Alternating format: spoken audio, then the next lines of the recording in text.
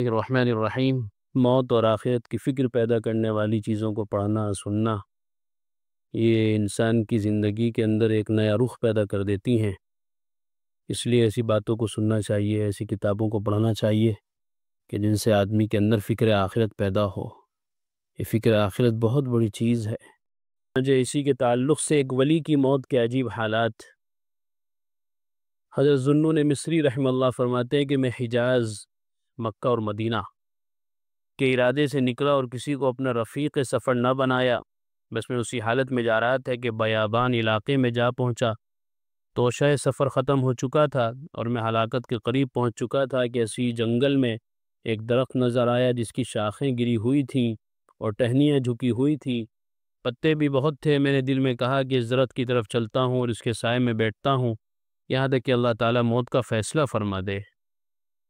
بعض دفعہ انسان زندگی میں ایسے موڑ پر پہنچ جاتا ہے جس سے اس کو اپنی موت نظر آنے لگتی ہے۔ غم اتنے آ جاتے ہیں، پریشانیاں اتنی آ جاتی ہیں، مصیبتیں سے آدمی اتنا پریشان ہو جاتا ہے، حالات میں اتنا گھر جاتا ہے، اور اس کو ایسا لگتا ہے کہ بس اب موت قریب ہی ہے۔ تو یہ بندے کا اپنا نظریہ ہے، حالانکہ مشکلات اور مصائب اور یہ حالات یہ تو زندگی کا حصہ ہے۔ بس جب میں اس درخت تک پہنچا، اس کے قریب آ گیا اور اس کے سائے میں بیٹھنے کا ارادہ کیا تو اس کی ٹہنیوں میں سے ایک نے میرے چمڑے کے تھیلے کو پکڑ لیا، تو بچا کھچا پانی بھی بہہ گیا، جس سے مجھے زندگی کی کچھ امید تھی تو مجھے ہلاکت کا یقین ہو گیا، اور میں نے اپنے کو درخت کے سائے میں ڈال دیا اور ملک الموت کے انتظار میں لگ گیا تاکہ وہ میری روح قبض کر لے۔ حالانکہ نبی اکرم صلی اللہ علیہ وسلم نے احادیث شریفہ کے اندر موت کی تمنا کرنے سے منع فرمایا ہے کہ آدمی کی جو یہ زندگی ہے، جو یہ جان ہے، یہ اللہ کی امانت ہے، تو اللہ کی مرضی ہے اپنی امانت کب لے کب نہ لے، ہمیں کیا اختیار ہے اپنے آپ کو موت کے حوالے کرنے کا۔ اسی لیے جو لوگ خودکشی کر لیتے ہیں، سوسائڈ کر لیتے ہیں، تو وہ کرنا حرام ہے، گناہ کبیرہ ہے، اور وہ اتنا سخت گناہ ہے کہ روایتوں میں آتا ہے کہ اگر کوئی آدمی ایسا کر لے تو اس کی نماز جنازہ بھی نہ پڑھی جائے، تاکہ دوسرے لوگوں کو عبرت حاصل ہو کہ اتنا بڑا گناہ ہے اپنے آپ کو مار دینا، خودکشی کر لینا، دوسرے لوگوں کو سبق ملے۔ اور اگر کچھ لوگ پڑھ بھی لیں لیکن جو دیندار لوگ ہیں انہیں ایسے جنازے میں شریک نہیں ہونا چاہیے، تاکہ لوگوں کو عبرت ملے کہ بتاؤ اس کے جنازہ پڑھنے سے فلاں آدمی نے انکار کر دیا، فلاں عالم نے انکار کر دیا، اتنا بڑا گناہ ہے۔ کیونکہ یہ جان ہماری نہیں ہے، تو اللہ کی امانت ہے، زندگی اور موت تو اللہ نے دی ہے، تو ہمارے اس میں کوئی اختیار نہیں ہے۔ ہمیں تو شکر گزاری کے ساتھ اس زندگی کو اللہ کے کاموں میں اور اس کی عبادت و اطاعت میں گزر بسر کرنا ہے۔ تو اس لیے ایسی باتیں کرنا یا ایسی تمنا کرنا کہ جس سے موت آ جائے، یہ پسندیدہ چیز نہیں ہے۔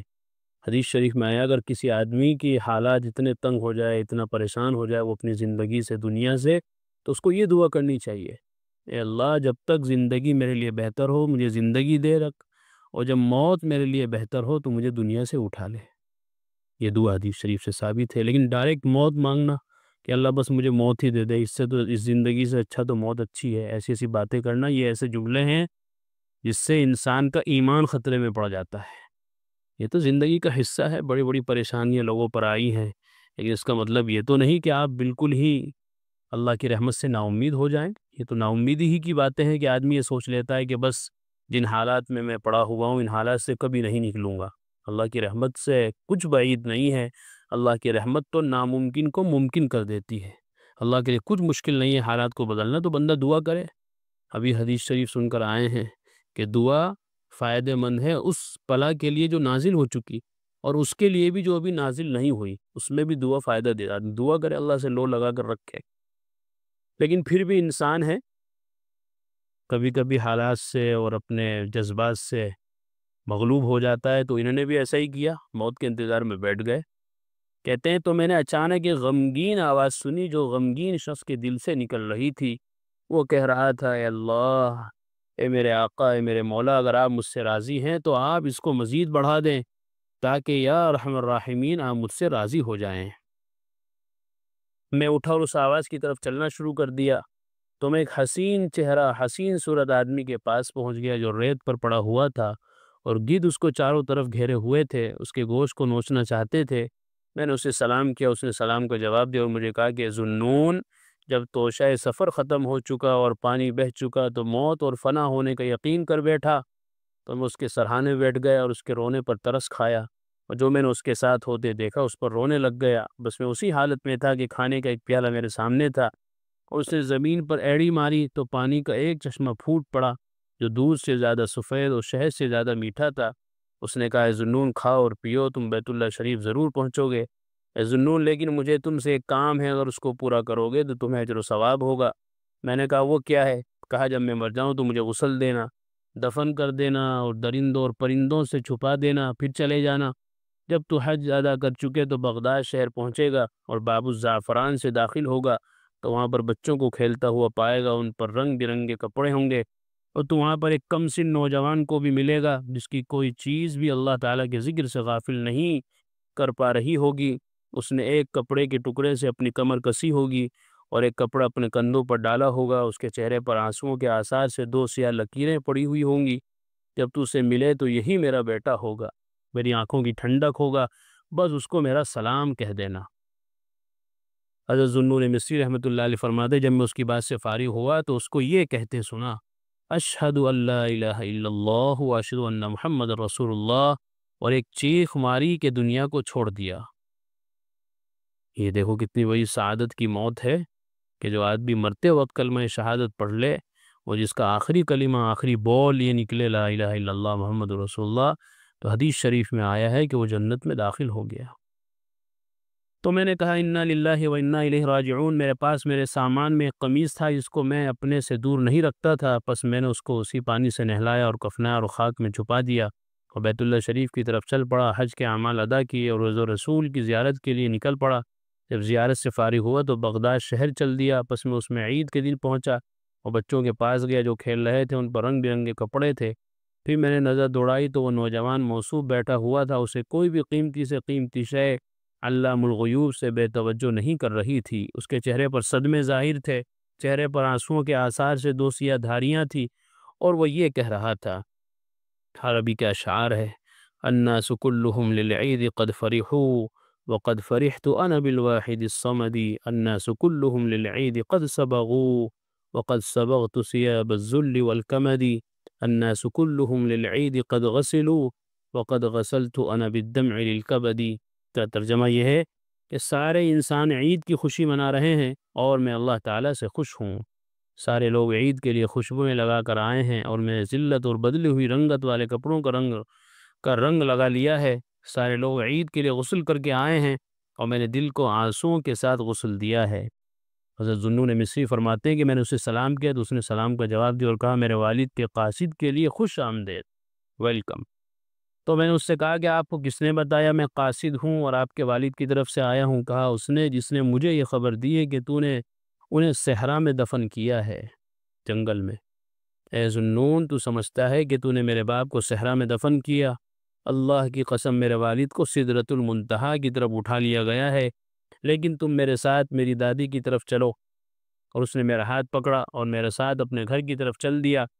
جب دروازے تک پہنچا تو ہلکا سا کھٹکھٹایا اور ایک بڑھیا ہماری طرف کو آئی۔ جب اس نے مجھے دیکھا تو کہنے لگی، جس نے میرے حبیب اور آنکھوں کی ٹھنڈک کو دیکھا ہے اس کو خوش آمدید۔ میں نے اسے کہا کہ آپ کو کس نے بتلایا کہ میں نے اسے دیکھا ہے؟ کہنے لگی، جس نے مجھے یہ خبر دی ہے کہ تو نے اسے کفن بھی دیا ہے اور یہ کفن تجھے واپس کر دیا جائے گا۔ اے ذوالنون، مجھے اپنے پروردگار کی عزت و جلال کی قسم، میرے بیٹے کے چیتھڑے پر اللہ تعالیٰ ملائے اعلیٰ میں فرشتوں کے سامنے فخر فرما رہے ہیں۔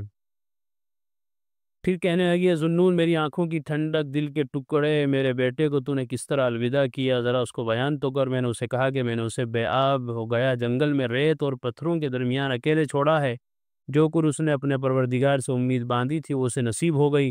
جب بڑھیا نے سنا تو بچے کو اپنے سینے سے لگا لیا اور مجھ سے غائب ہو گئی اور میری نظروں سے اوجھل ہو گئی۔ مجھے معلوم نہ ہو سکا کہ ان کو آسمان پر اٹھا لیا گیا یا زمین میں اتار دیا گیا۔ میں گھر کے کونے کونے چھاننے لگا لیکن ان کو نہ پایا۔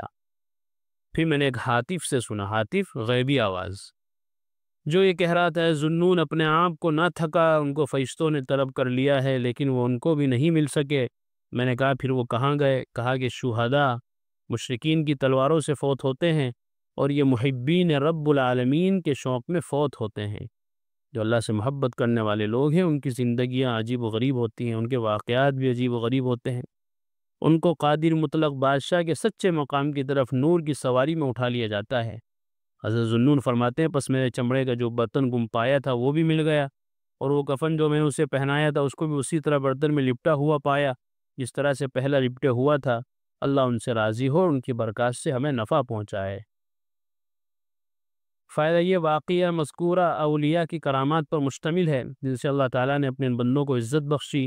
یہ کرامات اللہ تعالیٰ کی اختیار میں ہیں، جب چاہیں جس کے حق میں چاہیں ظاہر کرتے ہیں، اور اگر نہ چاہیں تو اولیاء کے حق میں تو کیا، انبیاء کرام علیہم الصلاۃ والسلام کے حق میں ان کی طلب کے باوجود ان کے لیے معجزات کو بھی ظاہر نہ کریں۔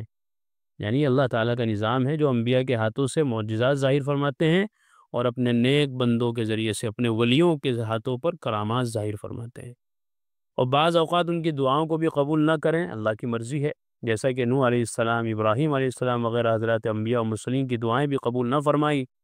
یہ شان جلالی ہے، اور جب عنایت کرنے پر آئیں تو اپنے اولیاء اور نیک بندوں کو بھی بڑی کرامات سے نواز دیں۔ اس واقعے کی مذکورہ کرامات بھی اسی قسم سے ہیں، لیکن بعض لوگ ان کرامات کو دیکھ کر بہت سے غلط نظریات اللہ والوں سے وابستہ کر لیتے ہیں۔ اللہ تعالیٰ ان کو ہدایت عطا فرمائے۔ یعنی بہت سے لوگ سمجھتے ہیں کہ بھئی یہ تو بہت پہنچا ہوا ہے، زیادہ ان سے مرادیں مانگتے ہیں، ان سے اپنی حاجتیں مانگتے ہیں، ان سے سوالات کرتے ہیں، اولاد مانگتے ہیں، ان کے سامنے جا کے ماتھا ٹیکتے ہیں، تو یہ ساری ایسی چیزیں ہیں جس سے انسان گمراہ ہو جاتا ہے۔ نوح علیہ السلام کو کون سی دعا دی؟ بہت ساری دعائیں ہیں، لمبی دعائیں مانگی ہیں انہوں نے، جیسے نوح علیہ السلام نے اپنے بیٹے کے لیے مانگی تھی، کنعان کے لیے، سورہ ہود کے اندر واقعہ ہے۔ جب عذاب آیا تو اس نے کہا کہ میں تو بہت اوپر والے ٹیلے پر چڑھ جاؤں گا۔ قال سآوی الی جبل یعصمنی من الماء، یہ قرآن میں۔ تو اللہ نے فرمایا کہ نہیں، یہ آپ کا بیٹا نہیں ہے، یہ تو آپ کے نقش قدم پر ہی نہیں ہے، تو اس لہٰذا آپ کو بھی اس کو اپنے بیٹا کہنے کا حق نہیں ہے۔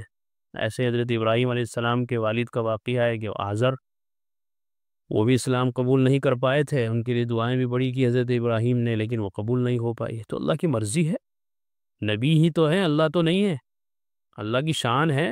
نبی جلد یہ دکھاتے ہیں کہ میں اتنا پاورفل ہوں، سپر پاور نہیں، سپریم پاورفل ہوں کہ میرے مقابلے میں کوئی حیثیت نہیں رکھتا۔ سب بندے ہیں اللہ کے، سب اللہ کے ماتحت ہیں، سب مخلوق ہیں۔ اللہ تعالی ہمیں بھی اپنے نیک بندوں میں شامل فرمائے، اور ان کے طور و طریقے کے مطابق زندگی گزارنے کا جذبہ نصیب فرمائے۔ قرآن کریم میں اللہ تعالیٰ فرماتے ہیں الا بذکر اللہ تطمئن القلوب، کہ سن لو، اچھے سے سمجھ لو، اللہ تعالیٰ کے ذکر ہی سے دلوں کو اطمینان نصیب ہوتا ہے۔ یعنی اللہ تعالیٰ کے جو انعامات و احسانات و اس کی نوازشیں ہم پر ہیں، اگر ہم ان کو یاد کریں گے تو ہمارے بے قرار دل کو قرار آ جائے گا، سکون مل جائے گا۔ اگر ہم چاہتے ہیں کہ ہمارے دلوں میں سکون آئے، اطمینان نصیب ہو، تو اس کا ایک واحد علاج اور ایک بہترین دوا یہ ہے کہ ہم فوراً اللہ کے ذکر میں مشغول ہو جائیں۔